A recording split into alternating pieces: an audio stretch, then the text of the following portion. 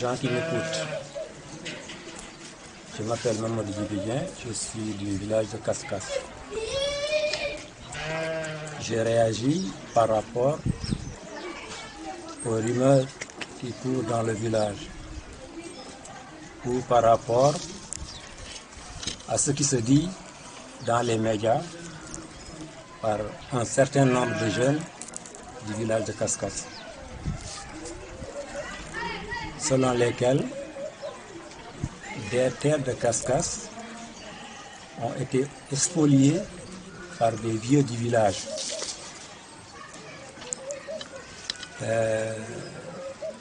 J'apporte des éclaircissements. Je parle en tant que conseiller, pas conseiller municipal, mais conseiller.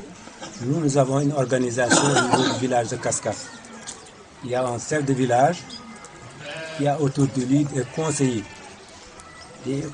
qui ont été désignés par les 3 quartiers de Kaskas. Nous avons 3 quartiers maintenant qui ont donné naissance à d'autres quartiers, mais les 3 quartiers essentiels apportent chaque quartier désigne des gens qui le représentent auprès du chef du village. Je parle à ce titre. Après la route Medina-Kaskas qui a été goudronnée, les notables de Kaskas ont émis le désir d'avoir une station d'essence au niveau de Kaskas. Je crois que même avec l'arrivée du président de la République, si on se réfère aux pancartes qui ont été élevées, Kaskas aspirait à être chef-lieu d'un département. Nous, notables du village, nous avons dit que un chef-lieu de département s'accompagne d'infrastructures. Le lycée est ici. Nous avons un collège. Nous avons un centre de santé qui est en construction, qui est presque fini. Nous avons d'autres infrastructures.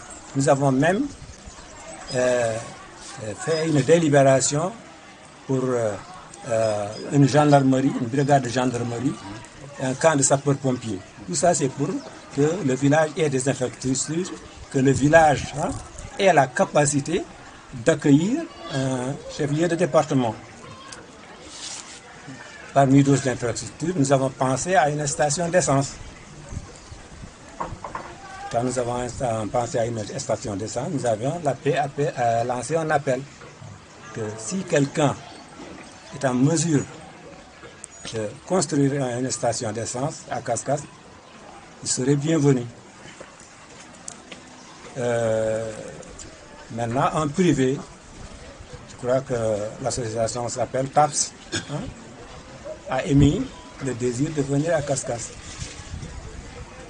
Comme ça se passe généralement, ils sont passés par la voie idéale.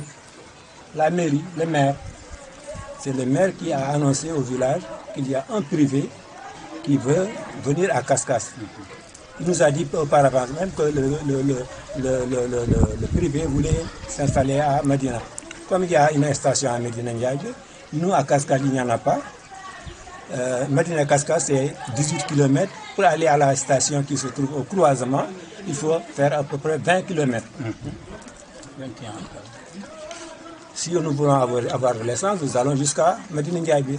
Le billet aller-retour, c'est 1000 francs.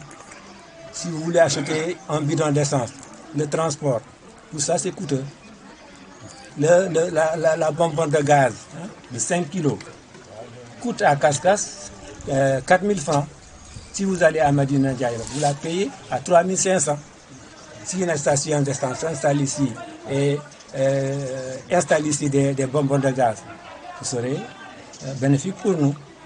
Donc parmi tous ces avantages-là, nous avons dit que Kaskas a besoin d'une station d'essence. Le privé est venu à Kaskas.